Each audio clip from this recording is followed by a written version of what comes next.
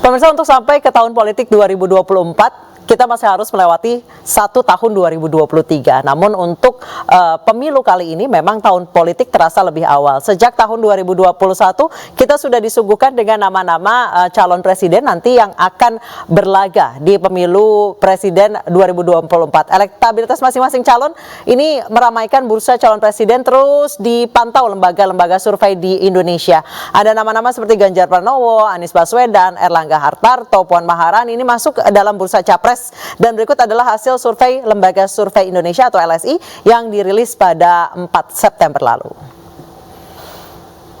Ada sejumlah nama di sini: Ganjar Pranowo 24,5%, Prabowo Subianto 21,3%, Anies Baswedan 19,3%, Ridwan Kamil 10,4%. Baik, selanjutnya. Oke. Nanti kita akan hadirkan secara lengkap 10 besar siapa-siapa saja tokoh-tokoh yang namanya ini ramai sekali diperbincangkan menjadi capres untuk 2024. Seperti kita ketahui bahwa Ketua DPW PDI Perjuangan Puan Maharani menggelar ziarah bareng dengan Ketua Umum Partai Kebangkitan Bangsa Muhaimin Iskandar pagi tadi ke makam ayahanda dari Puan Maharani, Taufik Kemas, di Taman Makam Pahlawan Kalibata, Jakarta. Banyak makna dari pertemuan dua ketua partai politik ini, terutama jelang Pilpres 2024 mendatang. Untuk membahasnya sudah bersama kami Wakil Ketua Umum Partai PKB Jazilul Fawait dan pengamat politik Pangi Syarwi Caniago. Selamat petang Bapak-Bapak. Selamat petang Anissa, apa kabar? Baik, pemirsa, kami juga sudah menghubungi dari PDI Perjuangan dan juga Gerindra, namun sampai saat ini masih sulit untuk dikontak dan ada beberapa yang kami kontak berhalangan hadir. Saya ke Pak Jazilul terlebih dahulu. Pak Jazilul, makna pertemuan pagi tadi itu apa? Jadi sebenarnya pertemuan tadi itu adalah bagian dari safari politik Mbak Puan yang kebetulan safari politiknya Mbak Puan ya, bukan Cak Imin ya? Ya, jadi PKB tadi menjadi tuan rumah, tetapi Gus Muhaimin menempatkan untuk menerima Mbak Puan justru dengan berziarah ke makam ayahanda beliau untuk membangun lebih dekat kehangatan dan kekeluargaan yang terbina selama ini. Menurut saya ini penting di dalam politik kita hari-hari ini. Di samping itu terus kita makan pecel sebagai nasi pecel sebagai makanan rakyat. Nah, namun silaturahim politik atau pertemuan tadi belum pada titik kesimpulan atau untuk membangun koalisi yang resmi. Oke. Nah, namun Pak Muhaimin terus memberikan motivasi sekaligus membuka komunikasi dengan PDIP. Tadi Mbak Puan diberikan doa yang terbaik oleh Gus Muhaimin untuk menjadi presiden. Terus Gus Caimin juga bilang doanya juga jadi wakil presiden katanya. Pak Jazilul. Ya betul. Padahal kami kader PKB dan seluruh jajaran PKB sesuai mandat muktamar mengusung Gus Muhaimin maju sebagai calon presiden. Tetapi kedewasaan politik itu penting. Jadi komunikasi kedewasaan politik menurut saya itulah yang disampaikan secara tidak langsung oleh Gus Muhaimin kepada publik.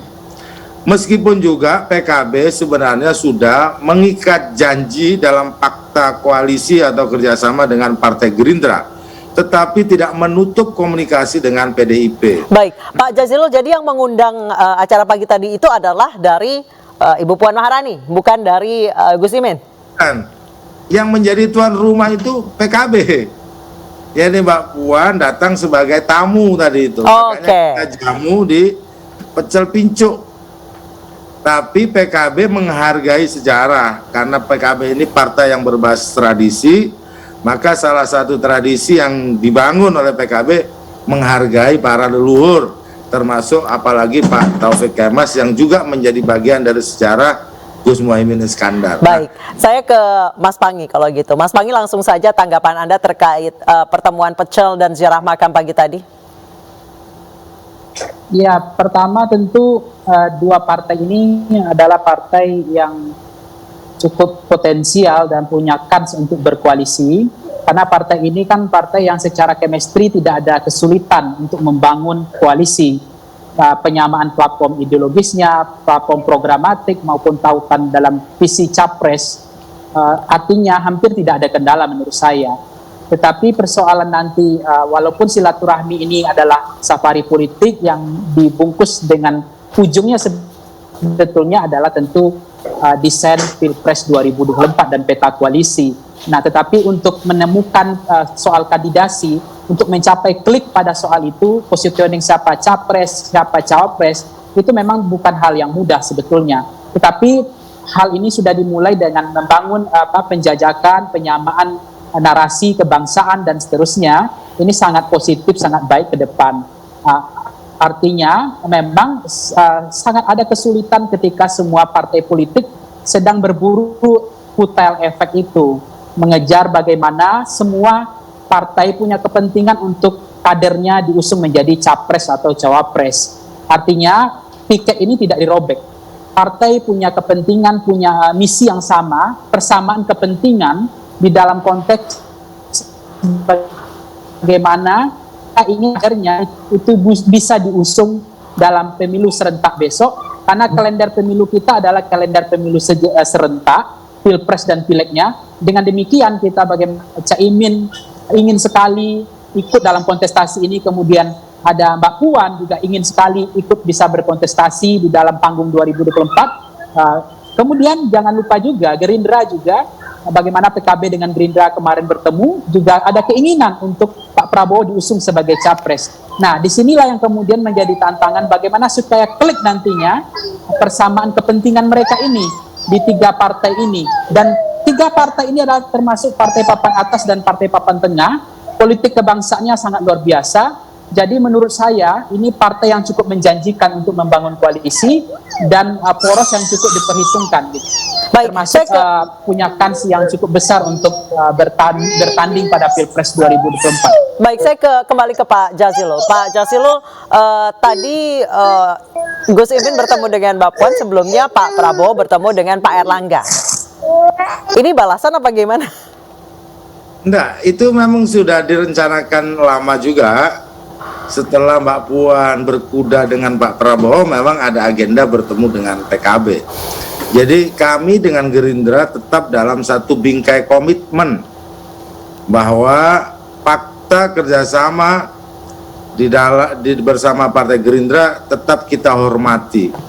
Karena di fakta kerjasama itu memberikan mandat kepada Gus Muhaimin dan Pak Prabowo bahwa urusan presiden dan calon wakil presiden itu ada di tangan kedua beliau. Namun juga membuka peluang untuk membangun koalisi dengan partai yang lain. Jadi pertemuan kami dengan PDIP itu juga sepengetahuan teman Gerindra. Teman Gerindra Pak Prabowo ketika Mbak Puan ke Hambalang naik kuda juga memberitahu. Jadi itu menurut saya PKB itu dalam posisi untuk berkomunikasi secara dewasa. Jadi kita membangun koalisi bukan koalisi sentimental, tapi koalisi yang rasional untuk kepentingan rakyat, kepentingan orang banyak. Nah, oleh sebab itu kehadiran Mbak Puan ini akan menambah kekuatan tentunya buat PKB jika nantinya akan terbangun koalisi. Sebab apa?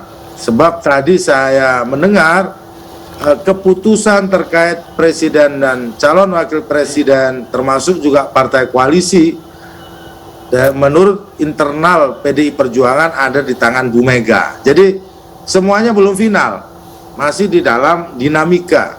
Baik, jadi semuanya belum final, masih dalam dinamika. Saya kembali ke Mas Panggi. Mas Panggi, dengan kemarin Pak Prabowo bertemu dengan Pak Erlangga, terus hari ini Bu Puan bertemu dengan Gus Imin. Apakah koalisi yang sudah ada misalnya nih KIB dengan koalisi Gerindra dan PKB ini akan bersatu atau Anda melihatnya seperti apa? Ya, kalau soal kemudian bersatu tentu harus ada lem perekatnya apa dulu. Tentu kalau menurut saya platformnya adalah lebih kepada match-all party itu. Jadi basisnya adalah kandidasi yang kemudian saling menguntungkan tadi. Jadi KIB kemudian ada Gerindra dan dengan PKB, kemudian hari ini ada Gerindra dengan PDIP. Jadi sebetulnya juru kunci koalisi ini ada pada tiga partai menurut saya, PDIP, Gerindra dan salah satunya termasuk Nasdem menurut saya. Nah, PKB itu di partai Islam termasuk politik kebangsaannya. Ini untuk kemudian menentukan juga sangat penting, karena nanti kalau misalnya ada potensi koalisi poros PDIP, kemudian Gerindra dengan PKB, ini kan cukup kuat, cukup besar juga kekuatannya, dan kemungkinan KIB kemudian keluar satu saja itu juga tidak akan bisa, maka saya sebut tulang punggungnya mengalami patahan. Jadi KIB pun ada kemungkinan untuk di tengah jalan untuk tidak memenuhi boarding pass-nya. Dan kalau Gerindra PKB ini potensialnya ada pada soal PDIP. Nah, kalau PDIP hari ini bisa menarik Gerindra atau menarik PKB, maka porosnya Gerindra dengan PKB juga tidak terbentuk. Nah, itu dia, saya kembali ke Pak Jazilul. Ada kuat. kemungkinan cerai sebelum berkembang? Pak, kami tidak berpikir untuk bercerai. Kami justru berpikir untuk memperluas kekuatan malah. Jadi kami dengan Partai Gerindra tidak sedikit pun kami berpikir untuk bercerai. Nah, kehadiran PDIP, partai bersama yang disampaikan tadi,